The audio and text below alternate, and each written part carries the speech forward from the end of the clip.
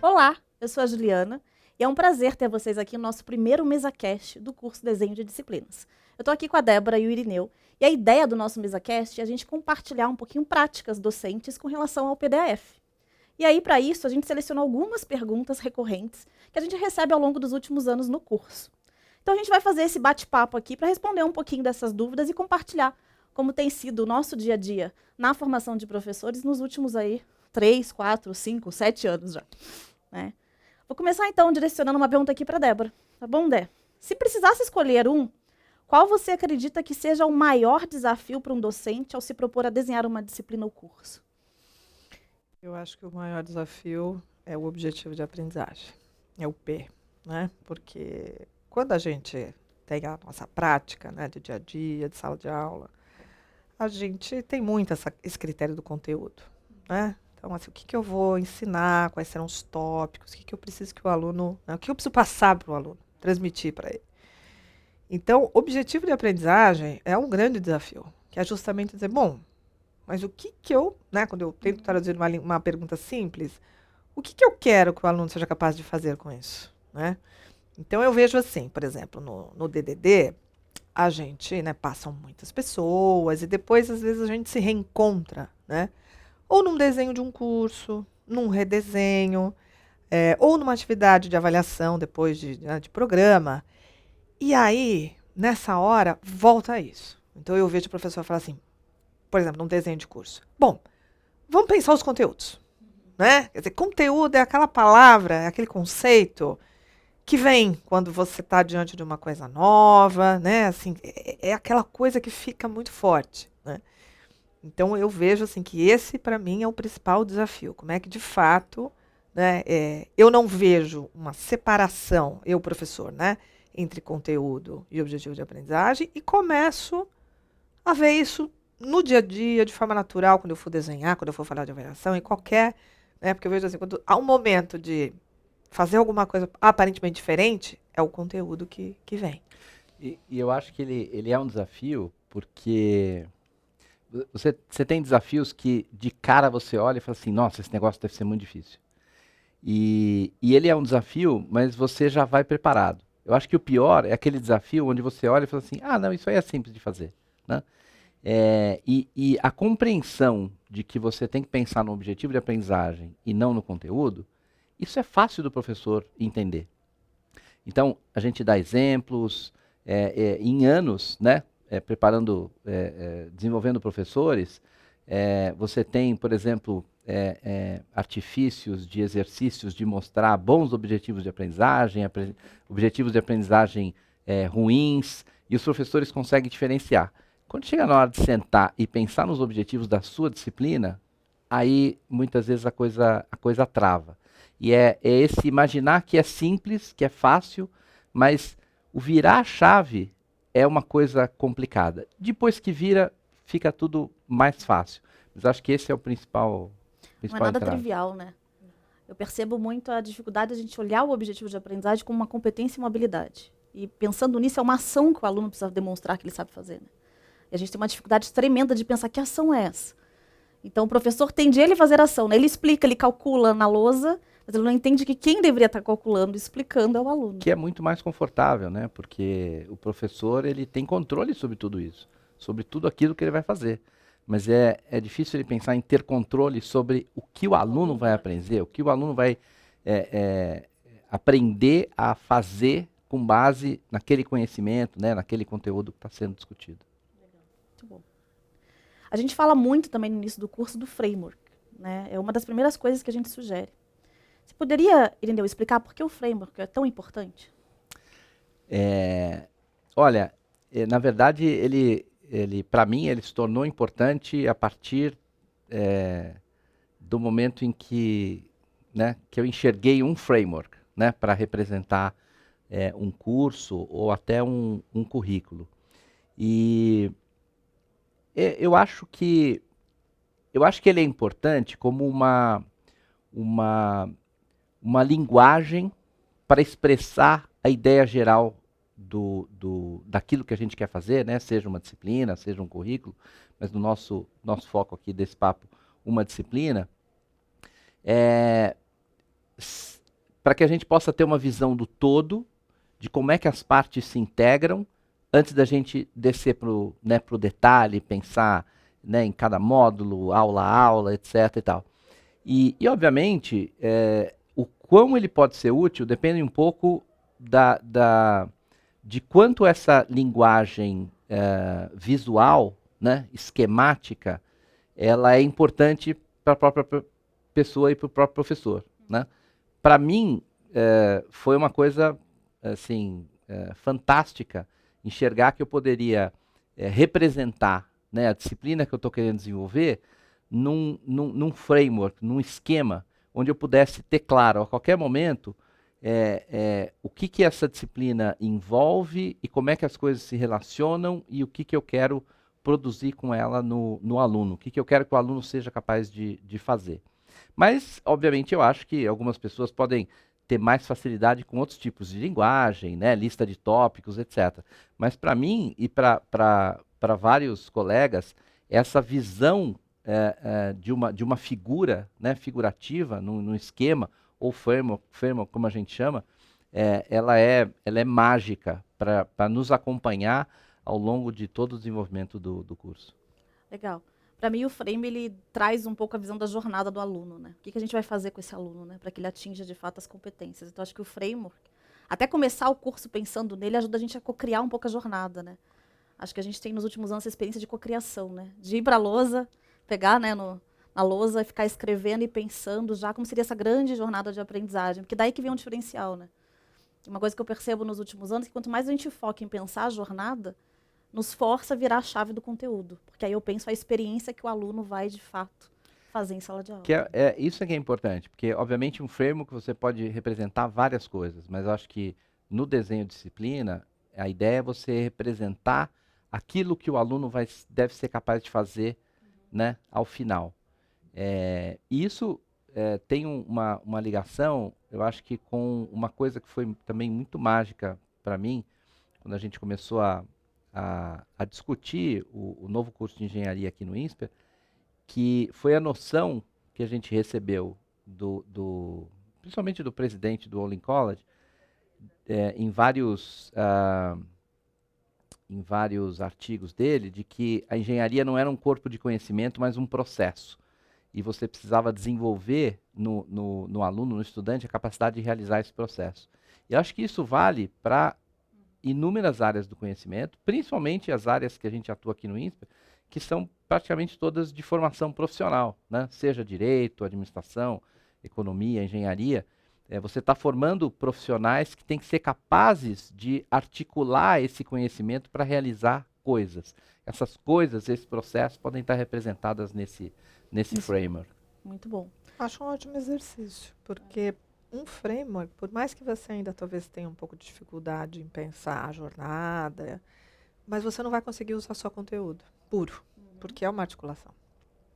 Então, é um exercício que ajuda a articular, ou seja, eu não estou vendo as coisas muito, né, separadas, eu estou vendo como elas dialogam, como elas, né, se relacionam. Então, eu considero também um exercício muito bom, seja em que linguagem for, como disse o Irineu, né? Legal. Pensando no processo, jornada, isso tudo que a gente está falando, a gente entra para pensar um pouco das dinâmicas. E aí vocês teriam assim, modelos de dinâmicas ou ferramentas, aplicativos que a gente poderia estar trazendo aqui para citar, que a gente mais gosta de utilizar, ver na escola utilizando, o que a gente poderia recomendar? Eu acho que, assim, o próprio framework é uma ferramenta, né? E ele é uma ferramenta que está ligada a uma dinâmica, porque existe o trabalho que o professor pode fazer de criar o seu curso, desenhar o seu curso sozinho, mas eu acho que a gente aprendeu que trabalhar colaborativamente é sempre mais interessante e o framework cumpre esse papel de ser uma referência para todo mundo que está trabalhando em volta daquela disciplina. Mas uma ferramenta que eu acho fantástica é o exercício de ideação, né, de experiências de aprendizagem. Tá dentro de um processo de, quando eu penso, né, nos meus objetivos de aprendizagem, o que eu quero desenvolver nos alunos, e obviamente o conhecimento, os conteúdos têm que estar associados a isso, mas a ideia de pular para o concreto, pensar experiências de aprendizagem que possam desenvolver ou favorecer a motivação intrínseca do aluno. E gerar essas experiências nesse nível, que gerem essa motivação intrínseca, não é uma coisa muito simples. E aí a ferramenta que a gente utiliza, que a gente carinhosamente chama de Blue Sky, ela ajuda muito nesse processo. Ajuda muito nesse processo. E é legal ouvindo você falar do Blue Sky, porque aí passa o filme na minha mente, né? A gente começou com o Blue Sky no DDD lá atrás, 2018, né? Curso presencial, né? Aí de repente 2020 a gente vira remoto com a pandemia, né? Como é que a gente aplica o Blue Sky, né? E aí ferramentas que surgem, Miro, Mural, e a gente até acabou incorporando até hoje no curso. Eu particularmente sou fã dessas ferramentas, Miro, Mural, esses tipos de aplicativos, justamente porque te dá a oportunidade de colaboração, né? De cocriação, de pensar junto. Mas até vou aproveitar para dar uma dica aqui para os professores, né? É difícil usar o Mural e o Miro, principalmente se você não se prepara para a utilização e não conta no tempo da aula o tempo em que o aluno precisa também aprender a ferramenta.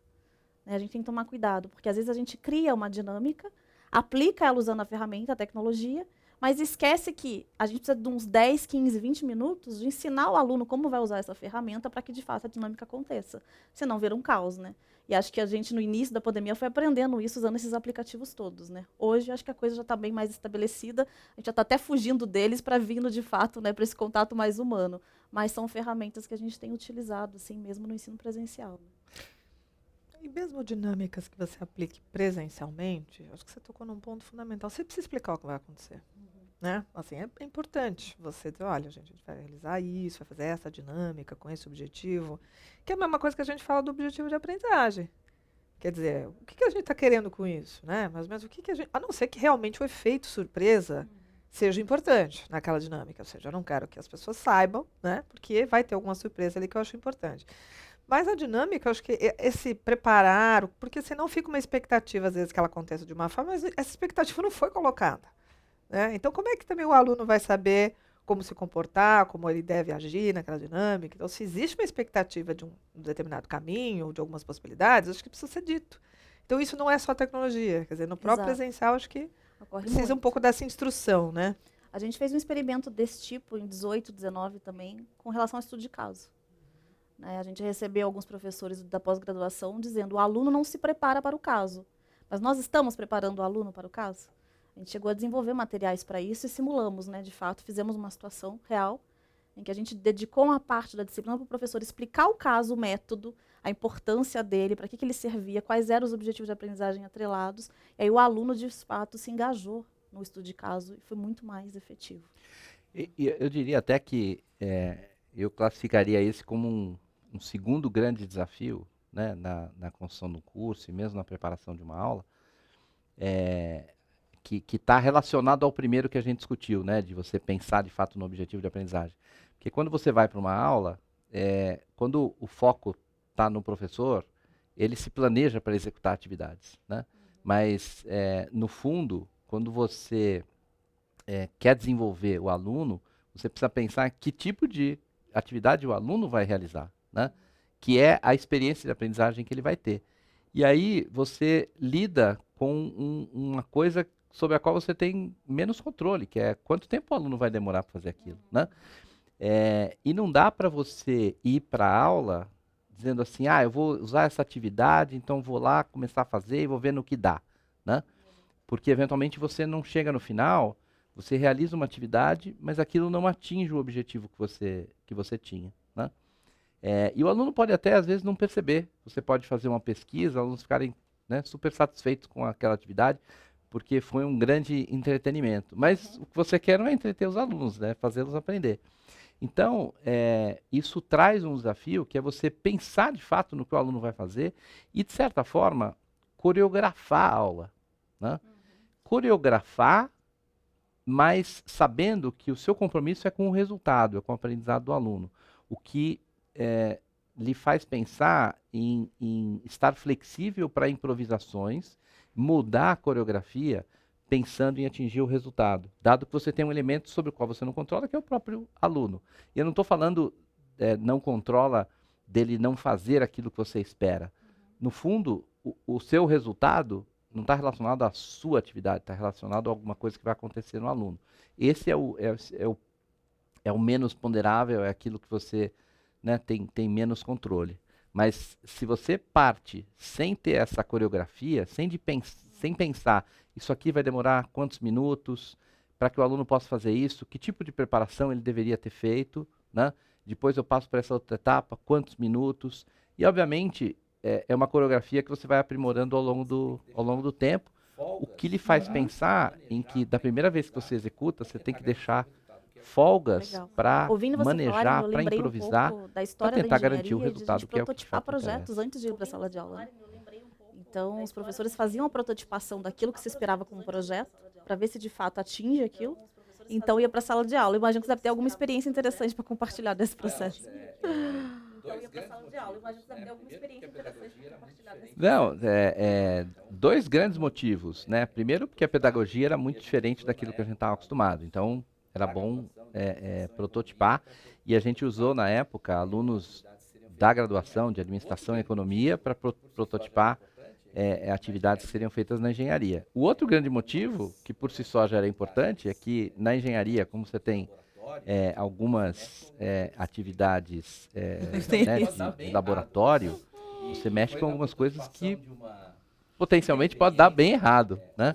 E foi na prototipação de uma experiência usando uma ferramenta de eletromagnética que uma bola de metal saiu e quebrou o vidro da janela, Alguém, né? né? Então, assim, você imagina você fazer um negócio desse tipo que pode gerar, né, um acidente sem você ter feito e ter prototipado antes, né?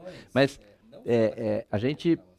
os professores fizeram prototipações não só daquilo que poderia gerar um acidente, né? Mas daquilo que poderia, a gente tinha incerteza se daria certo ou não, que tipo de reação o aluno teria e que tipo de motivação ele poderia desenvolver por aquela Legal. atividade, por aprender os Bom, a gente está falando de conceitos, né, e dinâmicas, as é legal a gente técnicas que estavam pensar também sendo como é que a gente ensinadas. mede se de fato o aluno está atingindo os objetivos, né? Ideia, a gente queria ouvir de você um pouco de exemplos práticos. Acho que essa é uma... A gente aborda muito a avaliação no curso, né? Tem um encontro totalmente dedicado. As pessoas sempre perguntam, queria ver exemplos práticos do AOL na escola, né? Entender como isso funciona. Você pode contar para a gente um pouquinho?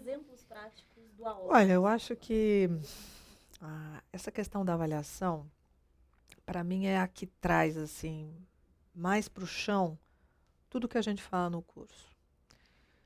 Por que isso, né? Por que eu acho isso, e compartilhando um pouco essas experiências? É ali que o aluno está fazendo alguma coisa. Isso não tem dúvida.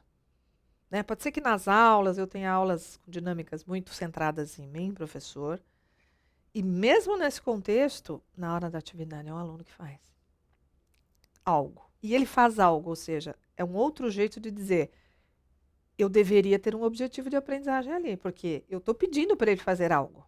É uma habilidade que eu estou querendo que ele mobilize, uma ou mais. Então, eu acho que a avaliação é a primeira coisa, assim, realmente um primeiro exercício que eu sempre sugiro. Olha as suas avaliações hoje. O que você está pedindo para o seu aluno fazer? O que você espera que ele desenvolva nessa atividade avaliativa?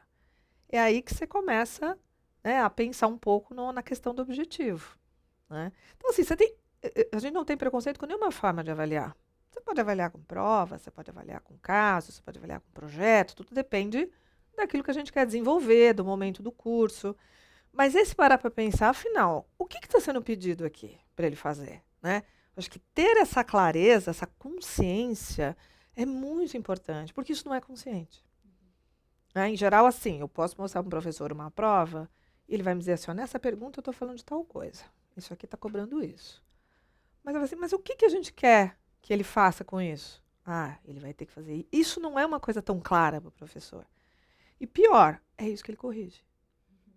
Porque ele vai dizer assim, né? Ele vai pôr um errado quando o aluno fez ou não fez alguma coisa parcialmente esperada ou inesperada daquele racional que está pressuposto. Né?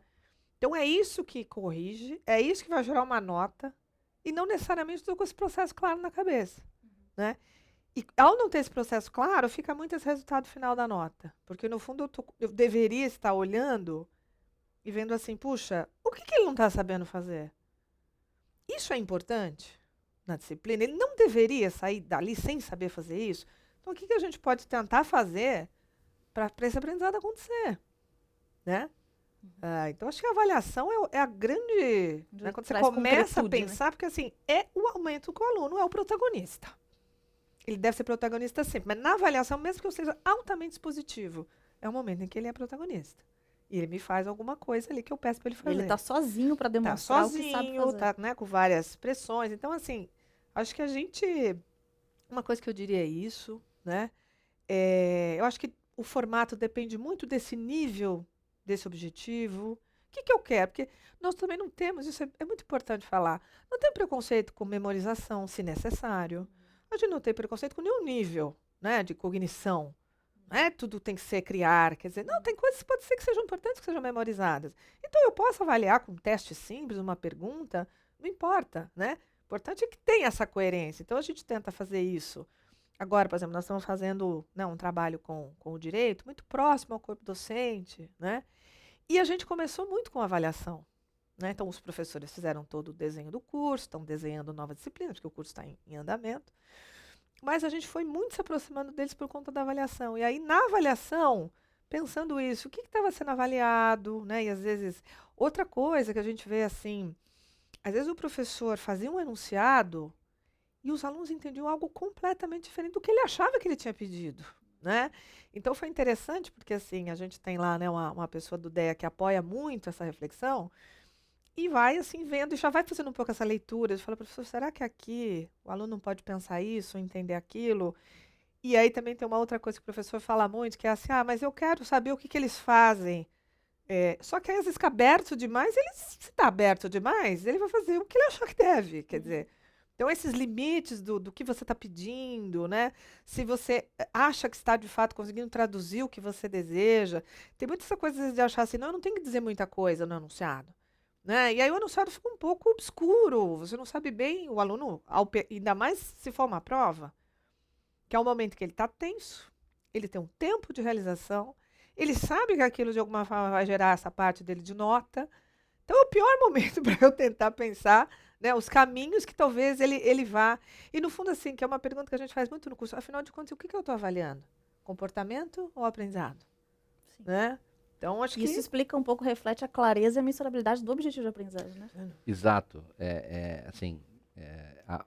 Uma das primeiras coisas, né, que eu estava pensando é justamente isso. Quer dizer, você pensar na avaliação, calibra se o seu objetivo está bom. Né? Porque às vezes a gente pensa em alguns objetivos assim, são super bacanas, mas inatingíveis e difíceis de medir. Um objetivo que você não consegue medir, ele não serve para nada. Né? Ele vira uma inspiração, mas ele não serve para você fazer a gestão da aprendizagem, aprimorar o seu curso, verificar se está dando resultado ou não. Então, esse é um ponto. O outro ponto que eu acho que é um equívoco é a gente imaginar que a principal tarefa do professor está em dar a aula, né? A dinâmica, etc. Eu lembro de anos atrás, quando se perguntava, fulano ou ciclana é um bom professor ou professora, né? E às vezes a resposta assim, ela é boa de palco, né? Como se o trabalho principal fosse ir lá e se expor e dar um show. E a avaliação tem de ser vista como uma coisa menor, né? 9 entre 10 professores preferiam que um outro ser corrigisse as suas provas, né? Mas eu acho que é uma atividade super rica, né? E que merece muito esforço em termos de você conceber, alinhar com os objetivos, para que seja alguma coisa de fato com significado, o resultado disso. É claro que tem uma série de questões, né, de escalabilidade, do quanto tempo você vai gastar, tamanho de turma, né, e muitas vezes, né, utilizando tecnologia. Agora, por exemplo, na ciência da computação, os professores desenvolveram uma série de mecanismos em que a própria inteligência artificial corrige e dá o feedback para o aluno. Fantástico, né? Que bom se no desenvolvimento da pesquisa a gente consegue desenvolver ferramentas para outras disciplinas também. Mas o principal trabalho do professor é justamente dar o feedback para o aluno, ajudar o aluno, né, a vencer, tá certo? Porque, no fundo, a exposição, ela, se você faz muito bem, grava e reproduz em vídeo, né? Quer dizer, é a reação ao que o aluno vai fazer e o que você vai responder para ele em relação a isso é que é o importante. E a avaliação está nesse domínio, né? Está nesse escopo. Ela é praticamente o eixo central do PDF, né? Eu estava aqui... Chegamos a discutir Exato, isso, eu ia falar isso que às vezes agora. deveria começar com a Pelo A, avaliação, né? É. Pelo A de avaliação. É. Em vez de PDF, ser um AP, né? Uma Aliás, PDF. já pensamos, inclusive, que muitas vezes, né, que mudanças culturais nos alunos e nos professores deveriam partir da mudança da avaliação, né? E se vai partir com a avaliação ou não, é discutível. Mas o que é certo é que se você não mudar a forma de avaliar, você não muda nada. Efetivamente. E quando a gente pensa em avaliação, óbvio, a gente vai cair no feedback, né? Afinal de contas, a gente mede para fazer a intervenção no processo de aprendizagem. Poderiam compartilhar um pouquinho quais seriam as características que um professor deveria ter para dar bons feedbacks? Difícil, né? Olha, difícil, mas assim, eu acho que o principal, e pode parecer meio óbvio, mas eu acho que o principal é o genuíno interesse do professor no desenvolvimento do aluno, né? Você não dá o feedback porque você tem que, você não dá o feedback, né, porque está escrito que você tem que dar, você dá o feedback porque você está interessado de fato ver o aluno aprender. Sem feedback, não há aprendizado. Posso dizer que há aprendizado em estudantes, né, ou aprendizes que são autônomos, né? Todo mundo pode aprender sozinho, né? E aí o seu feedback vai por você mesmo analisar o resultado daquilo que você vai fazer. Mas a maioria dos estudantes não é. A gente procura, inclusive, desenvolver essa autonomia, mas eles não chegam assim. Então, dar o feedback é essencial para o aprendizado. Mas ele parte do professor, de fato, estar interessado se o aluno vai aprender ou não. O que também não é uma coisa trivial, porque é muito comum a gente imaginar, né? O professor vai lá dar suas aulas, o professor prepara uma prova, e aí o resultado, né, é o aluno, né? Se o aluno não aprendeu, ele deveria ter estudado mais. Se o aluno não aprendeu, ele não se dedicou o suficiente, porque eu fiz tudo o que eu tinha planejado, né?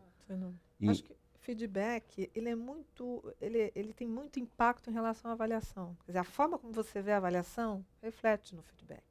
Porque se eu vejo a avaliação como um fim, que é o que eu estou falando, é a nota, acabou o assunto. Se quem não aprendeu, aprendesse. Se dedicasse mais, né? Claro que o aluno deve se dedicar mais. Ninguém está dizendo que não. Mas, no fundo, assim, se eu olhar a avaliação como ponto final e não como um ponto, na verdade, de início, especialmente durante o curso, em que eu vou usá-la para justamente mediar essa aprendizagem, tentar melhorar, aí é imprescindível olhar a avaliação, saber o que eu estou querendo que o aluno desenvolva e entender pela avaliação o que ele não conseguiu fazer, para aí poder dar um feedback mais qualificado, mais dirigido, porque eu gosto de brincar com isso, né, em aulas. Em geral, fora quando o aluno está completamente descomprometido, né, com tudo, ele faz o que acha melhor num exercício avaliativo, não? Quer dizer, ele faz o que ele acha que ele deveria fazer. Ele tenta resolver de alguma forma. Então, se ele está errando, não está seguindo o caminho, é porque provavelmente ele não sabe, né? Então, há alguma coisa acontecendo ali que precisa da mediação, porque ele não conseguiu, né? Então, acho que tem muito a ver, sofre alta interferência da visão de avaliação que a gente tem, né? O feedback é muito mais um diagnóstico para auxiliar o estudante de forma mais cirúrgica, né? O que não está acontecendo aqui deveria estar acontecendo, por que esse caminho que foi seguido não era o adequado ou razoável nessa atividade, e isso é o feedback que a gente está falando, porque às vezes feedback é muito entendido como motivação, assim, dá bronca, não, dê um feedback para aquela turma é muito folgada, e vai muito só pelo comportamental, né? De novo, a gente volta para essa questão comportamental que às vezes também está muito arraigada na avaliação. De novo, avaliação e feedback são uma duplinha muito próxima, né? E eu acho que uma dos segredos aí, eu acho que é você pensar se você precisa dar feedback, né, utilizar o mesmo esforço para dar feedback para todo mundo, né? Quer dizer, normalmente quando você inicia um curso, você tem uma turma que, por mais homogênea que seja, os alunos eles têm níveis diferentes de conhecimento prévio sobre aquilo, né? Mas você gostaria que todo mundo chegasse nos mesmos resultados, né? Pelo menos, no mínimo, nos mesmos resultados, alguns podem exceder. O que significa que ao longo do caminho, alguns alunos podem ter mais dificuldade, outros menos dificuldade, né? E o processo de avaliação pode indicar para você quais são os alunos que estão com mais dificuldade, para que você possa direcionar o seu esforço de feedback para esses alunos, né? Porque são aqueles que precisam de mais feedback para conseguir vencer as dificuldades que eles têm em relação àquele tema, aquele conteúdo, né? Ou aquele desenvolvimento de habilidades que você tá propondo, né? E normalmente, né, o professor pensa em feedback como, né, bom, o que eu vou ter que escrever na prova do aluno quando ele fez a prova, a devolutiva, né? Quer dizer, alguns alunos não precisam de muito feedback, outros precisam de um feedback um pouco mais claro, outros precisam de uma conversa, né? Daí a oportunidade de você abrir outros canais, né, fora do momento da sala de aula, para a interação entre professor e aluno, para que você possa exercer isso, mas de uma maneira inteligente, né? Dedicando o esforço onde ele é mais útil, o que pressupõe uma boa avaliação, para que você possa segmentar quem são os alunos que precisam deste tópico, quem são os alunos que precisam daquele. E tem aulas, né? Vamos pensar assim, depois da prova intermediária. É bastante provável que o professor corrija uma avaliação na graduação, vai lá fazer a correção. Mas às vezes ele acredita que a correção pura e simples, ele ir lá e resolver, é suficiente para o aluno entender o que ele não entendeu. E muitas vezes não é. Porque talvez o aluno tenha dificuldade de falar assim, mas espera aí, deixa eu ver o que foi de fato, onde é que eu... Porque é quase como se o aluno talvez pergunte, mas por que ele fez isso agora? Por que dali foi para cá? Ele não sabe. Então não é ver a resolução pura e simples, talvez para o aluno, como o Irineu falou, autônomo, se ele errou, ele vai olhar e falar, ah, tá, eu devia ter feito isso, não fiz, entendi. Mas muitos outros não. Uma boa Nem é rúbrica, esse às vezes, que deixa deveria isso se claro para o preocupar, aluno, né? Nem é com esse aluno que a gente deveria se preocupar. Exatamente. Né? Exato. Tem A dificuldade. correção é muito para esse cara autônomo, que consegue entender, falar, ah, tá, já entendi.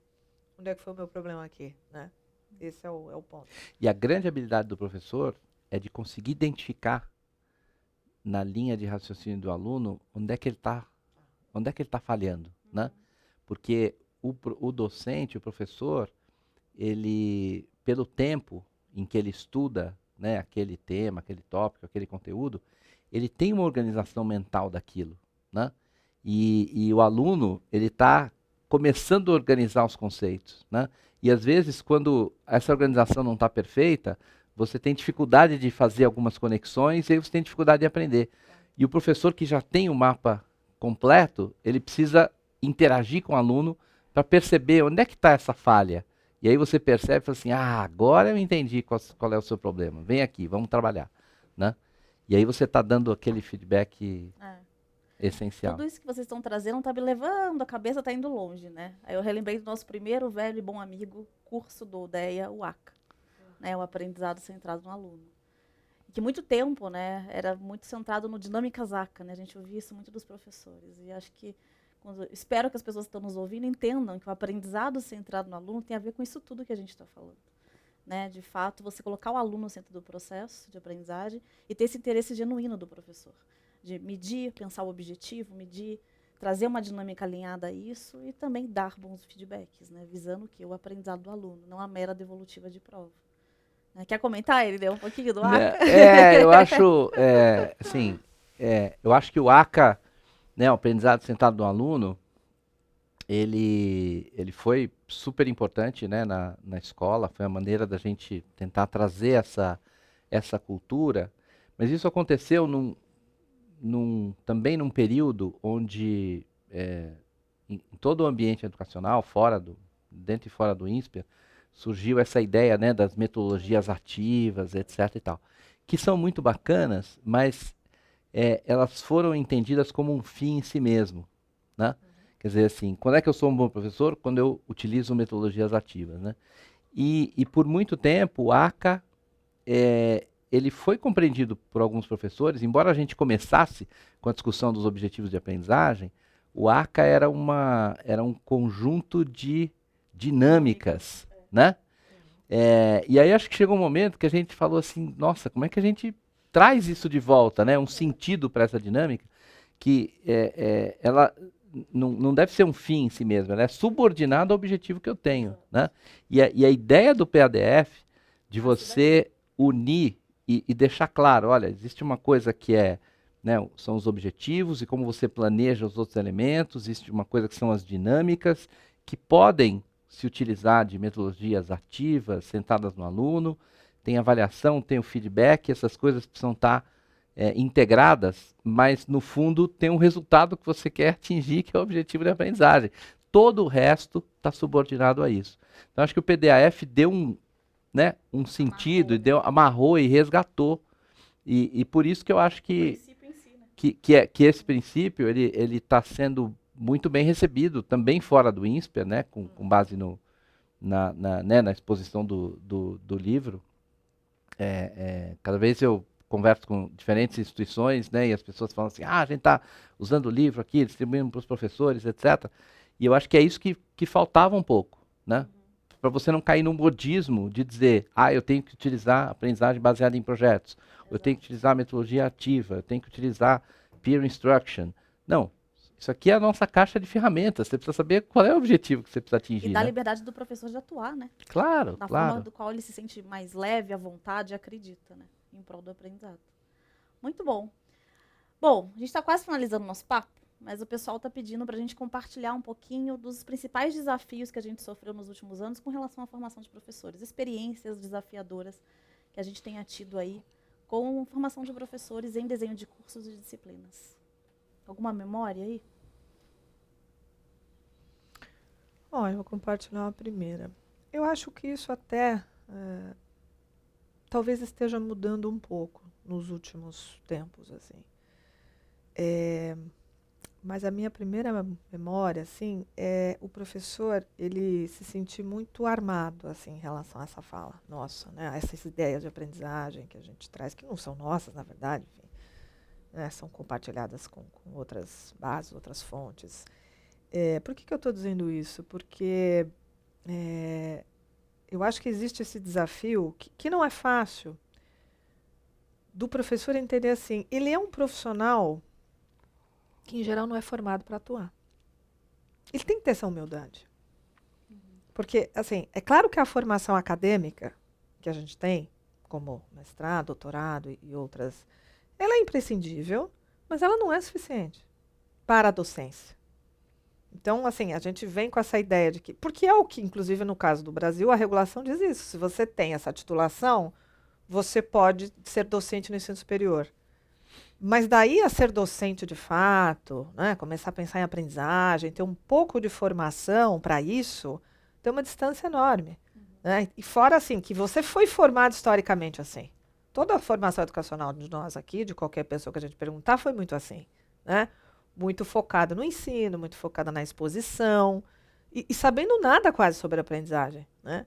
Então, acho que isso é difícil, de fato. Assim, é uma profissão que não está bem resolvida ainda, no fundo, assim, como formação profissional docente. Né? E isso, claro, para mim vale inclusive para quem faz licenciatura, não é só para ensino. Mas ensino superior é muito mais complicado, esse desafio, porque eu estudei academicamente, pode ser que eu tenha experiência profissional de mercado, que também é ótimo, mas isso não é docência. Só isso não é docência. Eu preciso trazer tudo isso para um espaço que é de mediação de aprendizagem, que é uma seara para a qual a gente não é formado. E aí a gente vai meio indo na raça. Aqui na escola a gente procura, né, ter todo um processo, desde o processo seletivo, né, de começar a ambientar, de que assim, olha, a gente realmente precisa de formação, porque não é uma coisa automática. Acadêmico profissional se transforma em docência, como se fosse... Eu replico o que eu aprendi. Né? Exato. Essa ideia de eu sei, portanto, eu posso ensinar, está muito... Arraigada. Né? Arraigada. E no fundo não é a mesma coisa. E a formação de fazer, levar você a conhecer, né, um conteúdo e mesmo todo o processo de geração de conhecimento, né, o método científico, né, no mestrado, doutorado, forma a sua capacidade de pensar. E aí você, quando você termina o doutorado, né, aí você entra na universidade, escrevem na sua carteira de trabalho, né? Professor, né? E você já entra, né? Pronto, você não entra como aprendiz, né? Então, há até uma certa resistência em você, né, chegar para alguém e dizer assim, olha, eu vou entrar na sala de aula, eu não sei o que fazer. Né? Porque é isso, Porque né? supostamente você deveria saber. Exato. Né?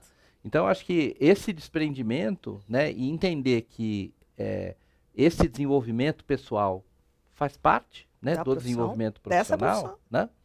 E um outro equívoco que atrapalha muito isso é aquela noção de, puxa vida, se eu cheguei até aqui, eu aprendi, né? E se eu aprendi, eu já passei por essa experiência, eu posso fazer outros aprenderem também, né? E aí vem uma noção interessante de que o aluno não é igual a você, né? Porque ninguém faz mestrado, doutorado sem uma boa dose de autonomia, né, intelectual, né? No mestrado, já bastante. No doutorado, então, tá certo?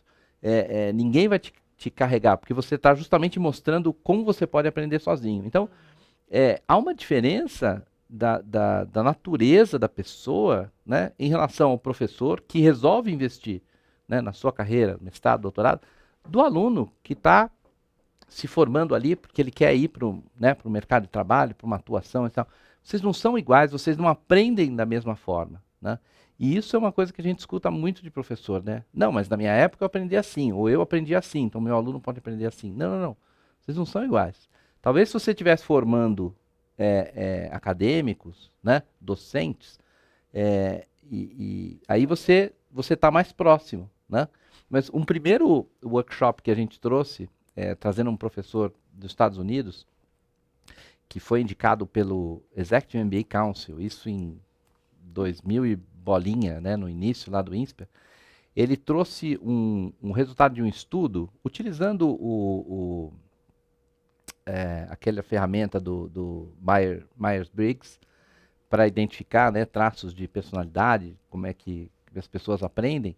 E aí ele pesquisou na universidade com um grande número de docentes e de alunos de MBA. E assim, as diferenças de como os dois grupos aprendiam eram flagrantes. Mostrar isso para o professor, na época, teve um grande impacto para o corpo docente do INSPER, né? Você olha e fala assim, puxa, é verdade, né? Eu sou diferente do aluno que eu estou ensinando, então eu preciso entendê-lo, né? Para saber como é que ele aprende. Isso pressupõe um desenvolvimento pessoal que eu ainda não tive, né? Então eu preciso investir nisso, da mesma maneira que eu invisto no meu desenvolvimento como pesquisador ou como, né, como profissional. Legal. Tem um desafio que eu tenho percebido nas últimas turmas que a gente tem de DDD, ou mesmo quando a gente dá formação fora do INSPER, né, que a gente leva um pouco da ideia do PDF, uma urgência de um lado, de um grupo de professores pela ferramenta, no sentido assim, eu quero resolver isso logo, como é que a minha didática melhora rápido, como é que a minha aula gera mais resultado, eu tenho essa urgência, e por outro lado, um nível de querer refletir sobre a aprendizagem, um pouco colocando em xeque o que a gente fala, em termos de PDF, mas uma reflexão que fica girando, parece, né, correndo atrás de si mesmo e não leva a lugar nenhum. Então, quando a gente pensa em desafios da formação do professor, se a gente não tomar cuidado, eu percebo uma urgência de ferramenta sem reflexão, ou uma reflexão sem fim, sem de fato partir para a ferramenta. Vocês têm essa mesma percepção, assim? Eu tenho percebido um movimento, de fato, de corpo docente de um lado ou de outro nessa urgência, e a urgência eu acho preocupante, porque a aprendizagem exige reflexão. E aí, muito na linha do que você trouxe, né, Dé? A gente está num processo de formação de professores, a gente está se formando também, se desenvolvendo, naquela lógica que a gente fala muito na escola do aprimoramento contínuo. E às vezes vem com tanto gás e uma urgência e não entende que é um processo de desenvolvimento também como docente. E, por outro lado, aqueles que já estão há muito tempo, né, na casa, querem continuar refletindo, mas não tem muita preocupação de fato, para a execução com a ferramenta. Às vezes eu percebo isso em alguma das nossas experiências, não sei se vocês concordam comigo. Como um desafio, assim, da gente ficar achando qual que é a medida ideal, até quando a gente pensa o DDD, né, para que, de fato, a gente atenda essa diversidade. Talvez eu sinta uma parte do que você está falando, Ju, talvez essa reflexão que você está falando, que acaba não levando a nenhum lugar. Porque uma coisa assim que me surpreendeu muito, por exemplo, aqui na escola, que é uma escola, né, com um viés muito quantitativo, muito de olhar científico, e, ao mesmo tempo, assim, são pessoas que, quando olham para a docência, acham que estão falando de outra coisa, que ali não tem isso, que docência é coisa meio artística, meio artesanal, meio mágica, né? Que eu acho complicado, né? Quer dizer, a gente sempre... Claro que eu entendo perfeitamente que tem um componente humano, relacional, motivacional, mas é científico, né? E deveria ter premissas científicas nesse processo. Então, às vezes, quando você fala em especulação, que é isso, quer dizer, com base em quê, né? Com que evidências, com que dados, né, temos na mesa para concluir o que quer que seja, né? Que não fica só numa autorreferência, porque acontece episódica, acontece isso, acontece aquilo, quer dizer, para mim é impressionante como a gente que tem tanta essa e é isso que a gente passa para os alunos, não é isso? Uma questão tão de ciência, né, de métodos quantitativos, qualitativos, rigorosos. E a educação parece que vira uma seara que é mais mole, que é mais. Né? Assim, isso eu realmente acho que tem diminuído, né? Eu tenho percebido, talvez porque a gente até tem tido turmas com também muitos alunos, né? Alunos de mestrado, de doutorado, que talvez estejam ali ainda como alunos, então para eles talvez muita coisa vai fazendo sentido, e eles ainda não são efetivamente, às vezes, professores, mas estão no processo. Então, eles também estão sendo pegos num momento interessante da formação, né, docente. Mas acho que essa coisa de que, né, assim, uma reflexão que muitas vezes não é embasada em evidências, eu sinto isso ainda, né? E acho natural, porque é assim que a educação tem sido desde sempre, né? Então eu vejo isso sim. Eu vejo, assim, num dos lados que você falou, dessa questão da urgência, por trás disso está, acho que uma premissa de que é fácil, né? Então é como se você dissesse assim, tá aqui, não temos o que fazer, tem um tabuleiro, né, peças de xadrez, eu nunca joguei, me ensina aí como é que é. E realmente é fácil você chegar e mostrar, olha, essas são as peças, esses são os movimentos possíveis, né? Mas muito longe de você conseguir ganhar uma partida, né, de alguém, pensar estrategicamente naquilo, etc. Então, tem uma visão de que, é fácil, me mostra, né, o que eu faço. E acho que por trás disso tem uma coisa que, nossa, eu estava lembrando aqui, olhando para trás, um período onde tinha uma grande discussão sobre conteúdo e forma, né? Então, o que faz, né, um bom professor? Um bom professor precisa ter um conteúdo, né, sólido, né? Essa coisa didática é forma, né? Então, com forma é a parte fácil. Formar, né, o conhecimento do conteúdo é que é importante. Eu acho que, felizmente, a gente ultrapassou essa discussão e acho que a maneira de ultrapassar é tirar o peso tanto do conteúdo, tanto da forma e colocar onde interessa, que é o resultado no aprendizado do aluno, né? E o resto vira, né, subordinado a isso. Então, entender que isso não é fácil, justamente porque o importante não é o que você está fazendo, é o que o aluno vai ser capaz de fazer no futuro. E alcançar esse resultado não tem uma receita, né? Quer dizer, você parte de boas práticas, mas você tem que fazer a gestão da aprendizagem. Você tem que ir lá e avaliar o aluno, entender o que ele está fazendo, o que o grupo de alunos está conseguindo fazer ou não, para você mudar a sua forma de atuar, as técnicas, as práticas, etc., as dinâmicas, para você atingir o resultado que você quer. E eu acho que a discussão assim, mais filosófica, e aí, assim, vou falar sem lugar de fala, né, espaço de fala, porque a Débora tem formação em pedagogia, né? Eu sou engenheiro, né, doutorado em administração, e aí a minha credencial é estar trabalhando, discutindo isso há muito tempo, mas eu vejo um pouco assim, na pedagogia nacional, uma discussão filosófica, né? Discute-se sobre a educação, ao invés de preparar, né, o pedagogo Para ser educador. Para ser educador, né? E aí tem, né, essa discussão, textos filosóficos, etc. e tal, que obviamente todo esse conhecimento tem né, faz parte, etc. Mas não pode ser o fim, né? E às vezes eu acho que a discussão migra para isso, que é uma maneira de fugir daquilo que interessa, né? Do fim, do resultado do aluno. Porque é sempre mais confortável ficar no espaço onde eu tenho controle sobre os resultados. E ensinar não é esse espaço, né?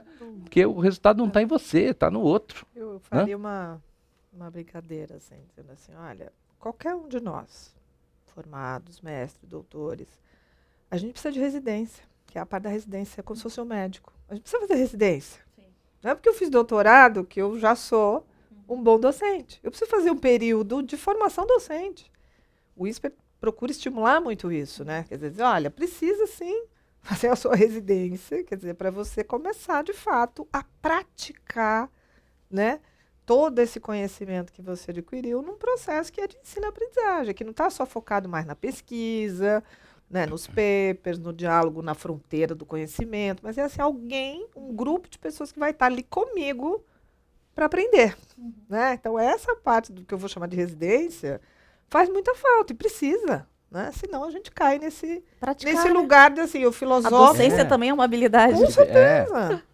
Né, uma atividade praticado. prática Exato. Sem dúvida. supervisionada que funciona, né, é essencial para qualquer profissional, também é para o Que em áreas de professor. saúde é óbvio, né? Assim, É. psicólogos, são pessoas que fazem acompanhamento, tem toda aquela sala de observação, né? Feedback sobre atendimento que os alunos vão tendo. E docência, eu terminei a titulação, como diz o Irineu, minha carteira de trabalho pode estar no dia seguinte como docente. Né? Que eu não vivenciei nada disso como formação para ser professor. Nossa, eu dei aula há 10 anos na USP, nunca ninguém entrou na minha sala de aula. E às vezes eu encontro, né, por aí, ex-alunos. Tá? Ah, fui aluno seu lá na Poli e tal. Né? A tendência é dizer assim, puxa, lamento. Né? Porque tudo isso que a gente está discutindo, eu comecei a ver a partir de 2000, quando a gente começou, né, a enviar professores lá para Harvard, etc. E depois em abrindo o toda a mundo. evolução ao longo desses 20 e tantos anos. Muito bom. Gente, para a gente finalizar nosso MesaCast, que conselho a gente daria para os nossos alunos que estão com dificuldade ainda de trabalhar o PDAF? Um conselho bem específico.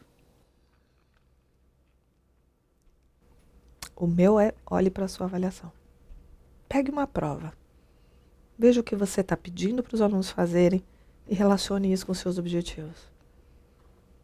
Assim, há uma alta possibilidade, né? Todo o tempo que eu estou aqui, a gente vai vendo isso. Assim, isso não acontece de forma natural.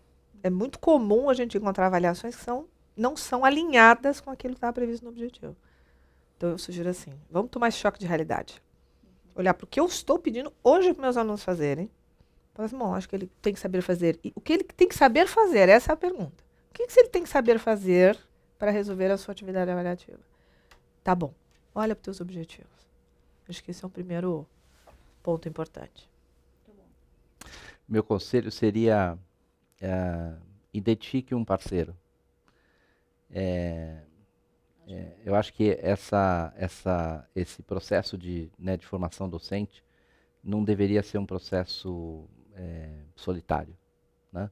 Porque é muito difícil você chegar lá procurando ser autônomo nesse processo de aprendizagem. Ter alguém de fora que possa olhar o que você está fazendo, te dar feedback, olhar o seu plano de aula.